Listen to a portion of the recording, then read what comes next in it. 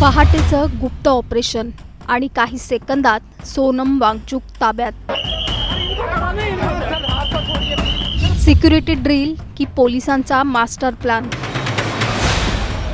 अभिजित दिपके पंतप्रधान मोदींना काय म्हणाले? नरेंद्र मोदी एक तानाशाह और दिल्ली पुलिस उसके गुंडागर्दी को आगे बढ़ाती है। ये देश के लिए नहीं है पुलिस, ये पुलिस सिटीजन्स के लिए नहीं है। दिल्लीच्या जंतर मंतरवर सकाळी जे घडलं त्याची तयारी फक्त काही मिनिटांची नव्हती, तर त्यामागे एक संपूर्ण प्लॅन तयार करण्यात आल्याचा दावा आता केला जातोय। पहाटे 6:30 ते 7च्या दरम्यान साध्या वेशातील पोलीस आंदोलन स्थळी पोहोचतात। काही क्षणात उपोषणाच्या मंचाला घेराव घातला जातो आणि अवघ्या काही सेकंदात सोनम वांगचुक यांना पांढऱ्या चादरीत गुंडाळून ॲम्ब्युलन्समध्ये बसवलं जातं। या कारवाईनंतर जंतर मंतरवर गोंधळ उडतो, आंदोलनकर्त्यांचा संताप अनावर आणि अभिजित दिपके थेट पंतप्रधान नरेंद्र मोदींवर गंभीर टीका करतात। पण प्रश्न असा आहे की ही कारवाई खरोखरच सोनम वांगचुक यांची प्रकृती बिघडल्यामुळे करण्यात आली की आंदोलन मोडून काढण्यासाठी आधीपासून आखलेला प्लॅन होता? सिक्युरिटी ड्रिलच्या नावाखाली नेमकं काय घडलं आणि या कारवाईनंतर आंदोलन आता आणखी तीव्र होणार का? जाणून घेऊया याचा सविस्तर आढावा।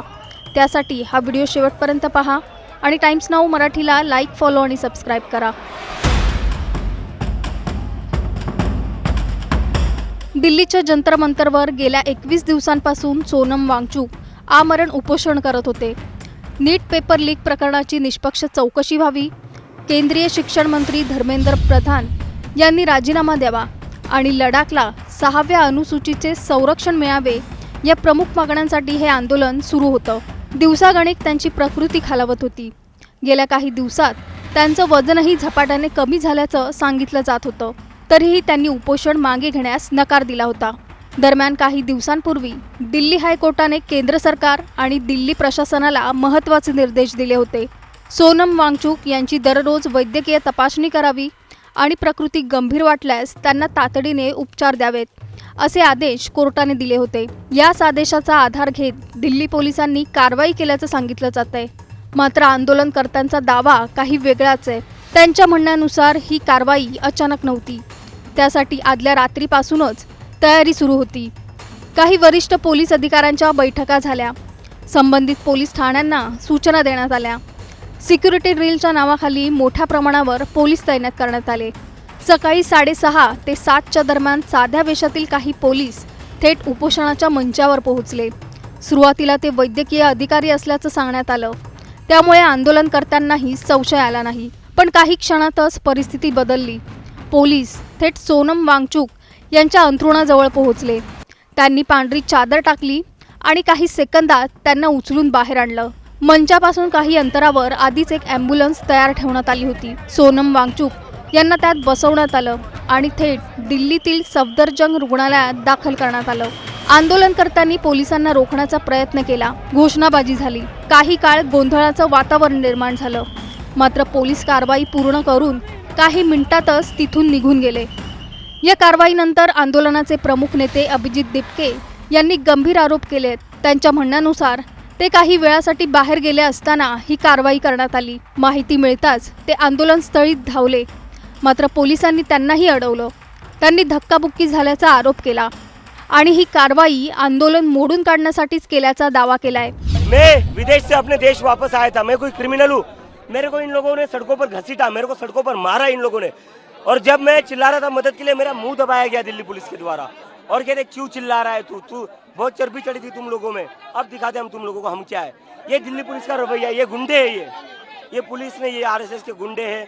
और ये सोनम सर को कहाँ लेकर गए हमें पता नहीं है, लेकिन आज जो भी हुआ है उससे एक चीज तो साफ हो गई, इस देश में डेमोक्रेसी नहीं है। नरेंद्र मोदी एक तानाशाह है, नरेंद्र मोदी एक तानाशाह और दिल्ली पुलिस उसकी गुंडागर्दी को आगे बढ़ाती है। ये देश के लिए नहीं है पुलिस, ये पुलिस सिटीजन्स के लिए नहीं है। नरेंद्र मोदी की तानाशाही का जवाब इस देश की जनता को देना होगा। दिपके यांनी पुढे पंतप्रधान नरेंद्र मोदी यांच्यावरही जोरदार टीका केली आहे। आंदोलन एका व्यक्तीला हटवून संपणार नाही, उलट आता देशभरात नवं आंदोलन उभं राहील असा इशारा त्यांनी दिलाय। त्यांनी स्वतः आमरण उपोषण सुरू करण्याची घोषणा केली आहे आणि 20 जुलैला होणाऱ्या संसद मोर्चाचा निर्धार कायम असल्याचं स्पष्ट केलंय। मात्र दिल्ली पोलिसांची भूमिका वेगळी आहे। पोलिसांनी सांगितलं की हायकोर्टाच्या आदेशानुसार आणि सोनम वांगचुक यांची प्रकृती चिंताजनक झाल्यामुळे त्यांना उपचारासाठी रुग्णालयात हलवण्यात आलं। कारवाई दरम्यान काही आंदोलनकर्त्यांनी अडथळा आणला, पण कोणताही अनुचित प्रकार होऊ नये म्हणून संयमाने कारवाई पूर्ण करण्यात आली। दरम्यान सोनम वांगचुक यांची पत्नी गीतांजली यांनी रुग्णालयात जाऊन डॉक्टरांना विशेष विनंती केली आहे। त्यांच्या परवानगीशिवाय सोनम वांगचुक यांना तोंडावाटे काहीही देऊ नये अशी मागणी त्यांनी केली आहे। त्यामुळे रुग्णालयात दाखल झाल्यानंतरही त्यांचं उपोषण सुरू राहणार का याकडे सर्वांचं लक्ष लागलंय। आता या संपूर्ण प्रकरणामुळे अनेक प्रश्न उपस्थित होत आहेत। आंदोलनस्थळी आदल्या रात्री तयारी सुरू होती का? सिक्युरिटी ड्रिलच्या नावाखाली ही कारवाई आखण्यात आली होती का? आणि या घटनेनंतर देशभरात आंदोलनाचं नवं पर्व सुरू होणार का? अभिजित दिपके यांनी केलेले आरोप कितपत खरे आहेत? आणि 20 जुलैचा संसद मोर्चा आता आणखी मोठा होणार का? या संपूर्ण प्रकरणावर तुमचं मत काय? आम्हाला कमेंट करून नक्की सांगा। आणि अशाच महत्त्वाच्या अपडेट जाणून घेण्यासाठी टाइम्स नाऊ मराठीला लाईक, फॉलो आणि सबस्क्राईब करा।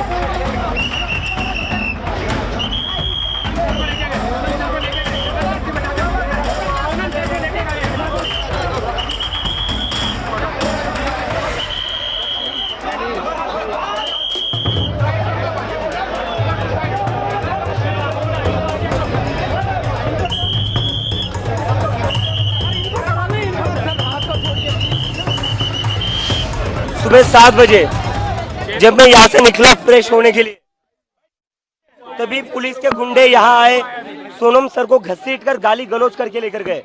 60 साल से जो इंसान है, जो भूख हड़ताल पर बैठा हुआ था 20 दिनों से, 60 साल के इंसान को जो 20 दिनों से भूखा था उसको दिल्ली पुलिस गाली गलौज करके घसीट कर यहाँ से जबरदस्ती उठाकर लेकर गई। ये कहाँ लेकर गई हमें पता नहीं है। तो ये भी पता चला। और जब मैं मेरे दोस्त के घर से निकल, जैसे ही मुझे ये खबर मिली, मैं जंतर मंतर आ रहा था, पुलिस वालों ने मुझे भी मारपीट की, मुझे भी सड़कों पर घसीटा और गेट बंद करके मुझे अंदर रखा और कहता है तू जंतर मंतर कैसा जाता है हम देख लेते हैं।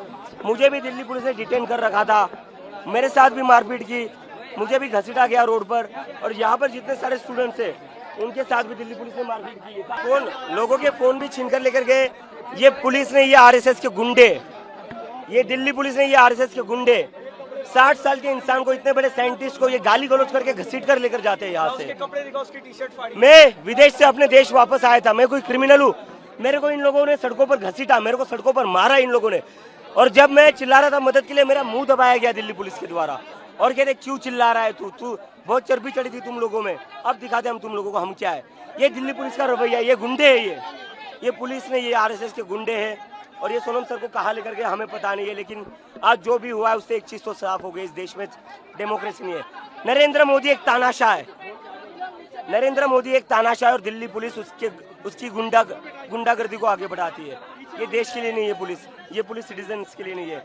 नरेंद्र मोदी की तानाशाही का जवाब इस देश की जनता को देना होगा। मैं अपील करता हूँ देश भर के लोगों से, जो जो ये वीडियो देख रहे हैं, सारे लोग सोनम सर के सपोर्ट में आज शांतिपूर्ण प्रोटेस्ट करें। पूरे देश भर में अपने अपने डिस्ट्रिक्ट्स में अपने अपने एरिया में शांतिपूर्ण प्रोटेस्ट करें।